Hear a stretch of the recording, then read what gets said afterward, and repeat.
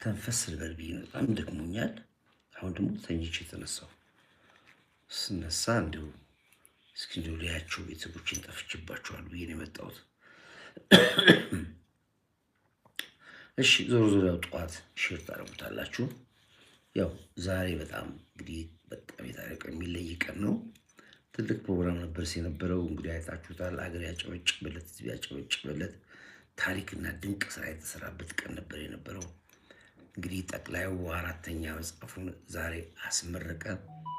እውነትና ሀቅ በሙሉ ተዘርግፎ ወጣ። ጠላት አረረ። በጣም ብዙ ስፒከሮች ነበሩ፣ በጣም ተናጋሪዎች ነበሩ። የዓለም መንግስታት ሁሉ ከጫፍ ጫፍ ነው ያው እየተከታተልኩ ነበር ያለው። አሁን ከክልፌ ስነሳ ሲኤንኤን፣ ቢቢሲ፣ አልጀዚራ ሁሉ እየዘገቡ ነው ያለው። ጠቅላዩም ሀቁን ቁጭ አድርጎ ነገራቸው። ዛሬ ጽንፈኞች የተቀበሩበት ቀን ነው። ከዚህ በኋላ ጽንፈኛም አይኖርም። እጅግ እጅግ ትልቅ መርዶ የሰሙበት ጠቅላዩ ማንነትና ምንነቱን ያረጋገጥበት ነው። ሁሉም ነካቸው። ምንም የቀረ የለም። ሐሜት አይደለም። አሁን የሚያስፈልገው ሀገር ነች። ግመል ይሄዳል፣ ውሻ ይጮሃል ያልነው ነገር በተግባር ዛሬ እንግዲህ መደመር ቁጥር 4 መጽሐፍ ላይ በደንብ አድርጎ አስረግጦ አሳይቷቸዋል። እንግዲህ መጽሐፉ ኦልሞስት በቃ ታሪክ ነው። እኔ መቼስ እንዴት አድርጌ እንደምገልጽላችሁ አላውቅም። ቆይ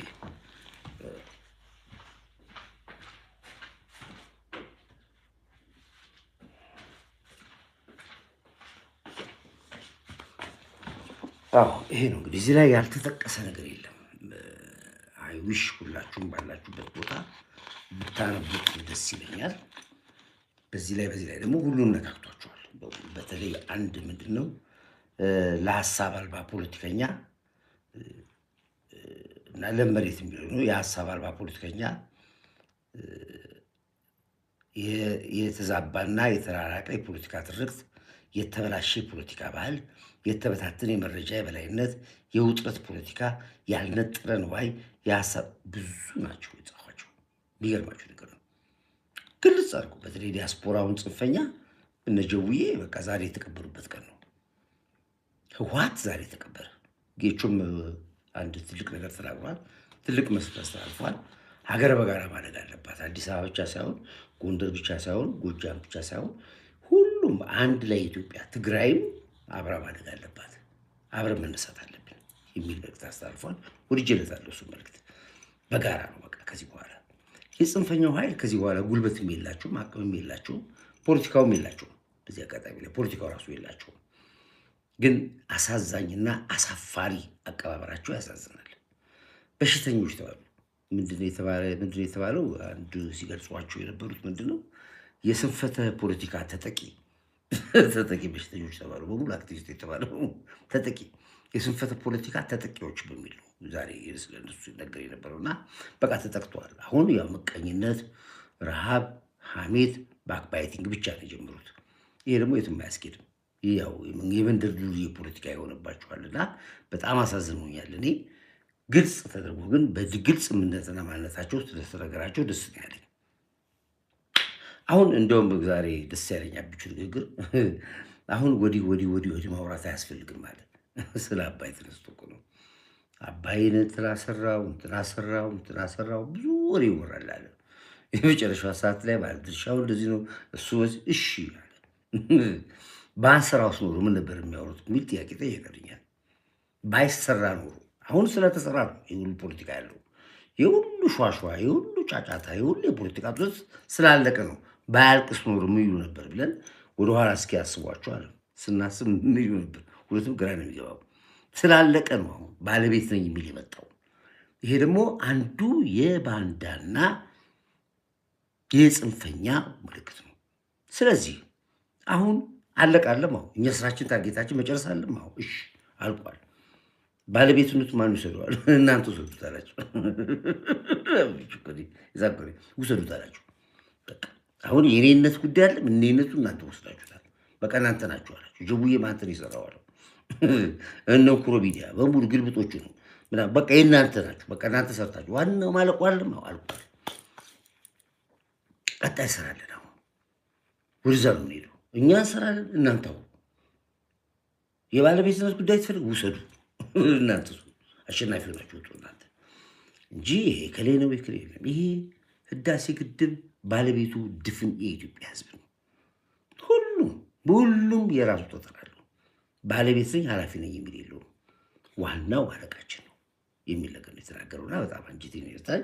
ለነገሩ እዚህም ውስጥ እዚህ መጽሐፉ መጻታችሁ ከሆነ በደንብ ገልጿቸዋል።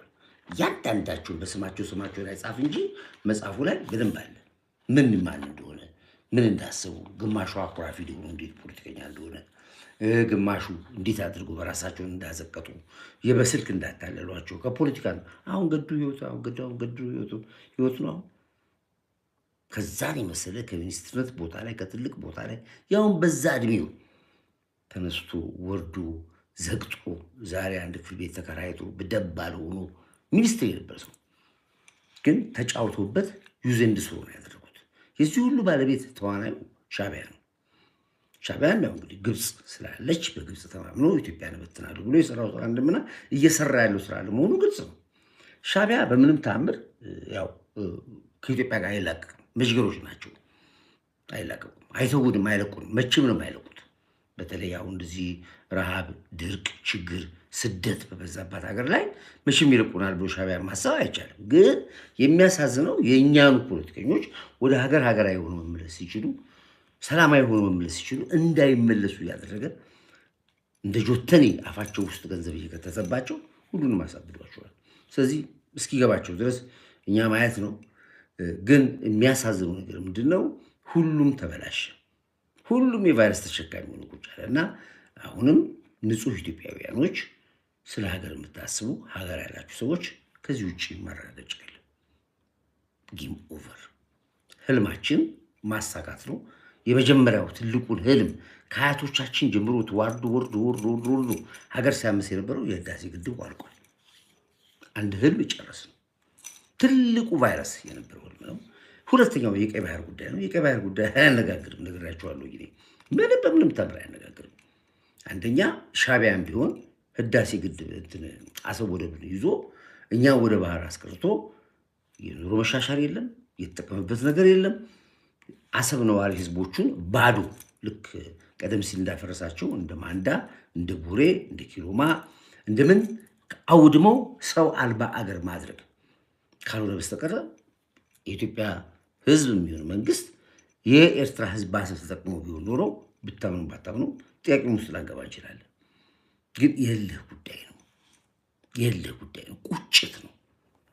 ትናንትናም ለዘመናት ህዳሴ ግድብ እንዳንገድብ ያደረገን የራሳችን የብብት ቅማሎች፣ መዥገሮች፣ የተቀጠሉ ቅጥረኞች እንጂ ቁጭትና እልሁ ሳይኖር ቀርቶ አይደለም። ከዚህ በኋላ ቁጭት ላይ ነው ያለነው፣ እልህ ላይ ነው ያለነው። በምንም ተአምር ወርቅ እያለን ሀብት እያለን ንብረት እያለን የምትራብ አገር አትኖርም ነው። ይሄ ደግሞ የሁሉም ኢትዮጵያዊ ፍላጎት ነው። አለን ባይኖረን ቁጥር ነበር። እንደ አንድ ምሳሌ የተናገረ ዶክተር አብይ ወርቁ የኛ ነው፣ በወርቁ የሚታወቁት ሌሎች ናቸው። ለምን? እነሱ መሸጫ ቦታ አላቸው። እኛ ወርቃችን መሬት ውስጥ ነው ያለው። የሚታየው እዛ ደርድረው የሚሸጡት እንጂ የኛ ወርቅ መሬት ያለው አልታየም። ያንን ማውጣት ግድ ይላል። ያንን ልናወጣ ግድ ይላል። እሱን ላይ ነው ልማታችን ላይ ነው የምንሄደው። ጽንፈኛ ምን ያወራል? ምንም አያገባንም። እንተዋቸው፣ ይተንፍሱ ተብሏል። መተዳደሪያቸውም ስለሆነ የዩቲዩብም ገንዘብ አለ፣ ማወሪያቸውም ነው፣ ፖለቲካቸውም ነው።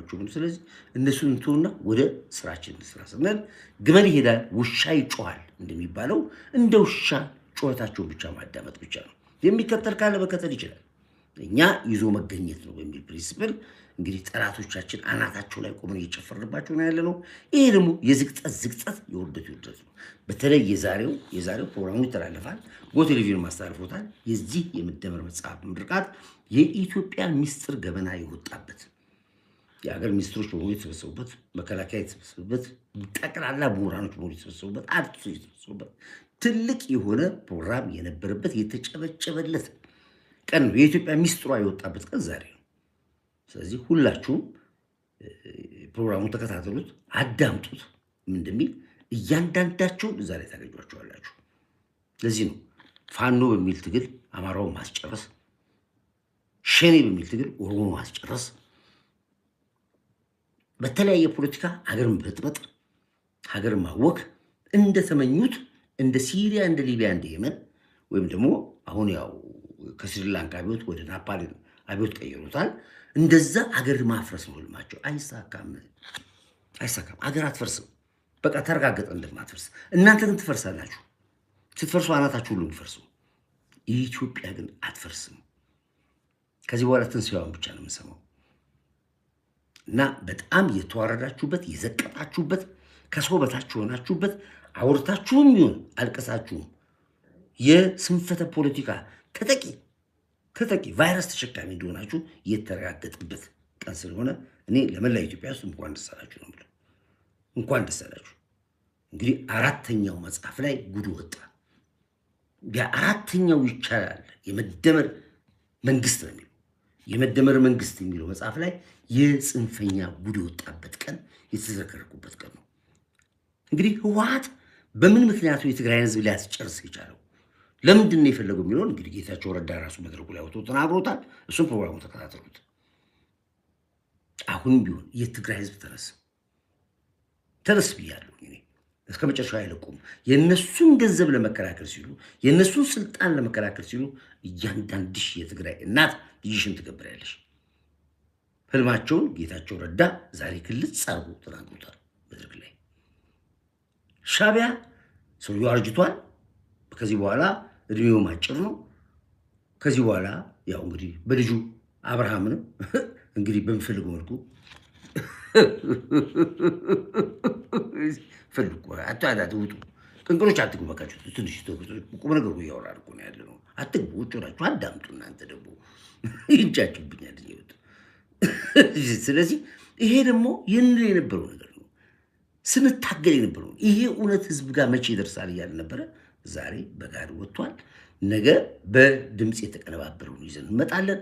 ከዚህ በኋላ ባንዳ ቅጥረኛ የሆንክ በሙሉ ተደብቀ ሀገር ቤት ማስክ አድርገህ የምትገባ በሙሉ ወንጀለኛ ነህ። የኢትዮጵያ ህዝብ እንዲያይ አንተን አሳልፎ ለህዝብ ልትሰጥ ግድ ይላል። ያረፈደባችሁ የኢትዮጵያ ሚስጥር ያወቃችሁ ሸኔ ይገባል ያላችሁ፣ ፋኖ ይገባል ያላችሁ፣ ጁንታ ይመጣል ያላችሁ፣ ሻዕቢያ ይበትናል ያላችሁ ተስፋ ቁረጡ። ጌም ኦቨር። ስለዚህ ይሄ እንግዲህ የመደመር መንግስት የሚለው ዛሬ በኢትዮጵያ አገርን ያስደመመ ለኢትዮጵያ ህዝብ ሚስጥር የወጣበትን ቀን ፕሮግራም ተከታተሉ። ጎህ ቴሌቪዥን እንደ ማዕበል መረጃ በክብር እንግድነት ገብተን ከቦታው ላይ ገና ሲጀምር ጀምሮ ያለው ነገር አስቀምጠናል። ሙሉ ፕሮግራሙ ደግሞ እየተከታተል ነው እናቀርባለን። ግን ኢትዮጵያ የተወለደችበት ቀን ዛሬ ነው። ነግራችሁ 2018 በኋላ ከ2018 በኋላ እመኑኝ የጽንፈኞች መጨረሻ ቋንቋቸው የቁራ ቋንቋ የሚሆንበት የሚበተንበት የስንፈተ ፖለቲከኛ ተጠቂ ተብሎ የሚጠሩበት ዓመት ይሆናል ብያቸዋለሁ። ራሳቸው እርቃናቸውን ይወጣሉ። አለቀ በቃ። ስለዚህ በጣም ደስ የሚል ቀን ነው። በጣም ህዝብ ያጨበጨበበት በእውነት ሚስጥራችን ቁጭት እልህ የተያያዘበት ቀን ስለሆነ እንኳን ደስ አላችሁ ነው ብላችሁ ነገ በራሴ በፕሮግራሜ መጥቼ ሁሉን ሚስጥርና እውነት አወራላችኋለሁ። ከዚህ ውጭ ግን ክብር ለሚሰገው ጠቅላይ ሚኒስትራችን አንድ ቁጥር አድርጉልኝ። አንድ ቁጥር ለዚህ ጀግና ትንታግ ታሪክ ለሰራ መሪያችን አንድ ቁጥር አድርጉልኝ። አንድ ቁጥር ሁላችሁ እንደገባችሁ በሙሉ ይሄ ነው እና ነገ በደንብ በስፋት እንመጣለን። በስፋት በደንብ እናወራለን። አንድ ቁጥር አድርጉላችሁ። ጽንፈኛ እጢ መላ ቡዳ የስንፈተ ፖለቲካ ተጠቂዎች እነዚህ ከዚህ በኋላ ከፖለቲካም ከሚዲያም ከሁሉም ነገር ተገለው ይቀመጣሉ ማለት ነው። ምናልባት በአጥር ውስጥ አስቀምጠናቸው ብርቅ አውሬ ብለን ቱሪስት እንዲጎበኛቸው እናደርጋለን። በቃ ፖለቲካቸው እዚህ አከተመ። በቃ እንግዲህ ይሄ ነው። ይሄንን ሳልነግራችሁ ባድር ትንሽ ውስጤም ደስ ስላለኝ ነው። እንግዲህ ሌሊት ተነስቼ ከተኛሁበት ቦታ ላይ እናንተን ብዬ ለእናንተ ሰላም ብላችሁ ጽንፈኛ ይወድማል፣ የመጨረሻው ዓመት ይሆናል። ይሄን ያለው ወዳችኋለሁ። ነገ እመጣለሁ፣ በደንብ በስፋት እናገራለን። እስከዛ ድረስ ግን ለነበረን ቆይታ አመሰግናችኋለሁኝ። ረሞትኩኝ አላስተረፍላችሁ አለቃ። አሁን ተምፕሌት መለጥፈው ነው ያቸው በሽተኞቻቸው ጋውን ውስጥ ገብተው ዶክተሩ መጥቶ ሲያክማቸው ነው ተምፕሌቱ ራሱ በጣም በቃ ራሳቸውን የሚገልጽ ነው። እንደው እንደ ምልክት ቋንቋ ነው። በሁሉም ንግግር ብቻ ሳይሆን በተምፕሌት ራሱ ሰራቸው። ቁጭ አድርጌ ትዝ ያድርጌ ያስቀመጥኳቸው ሐኪም ሲያክሟቸው። ስለዚህ እንኳን ደስ አላችሁ። ወዳችኋለሁ። ሰላማችሁ ብዝት ይበልልኝ። ነገ እስካገኛችሁ ድረስ ሰሩት እያልኩ በዚህ እንሰናበታለን። በርቱልኝ። አሸንፋችኋል። ልዩ ቀን ነው ዛሬ። ተባረኩ።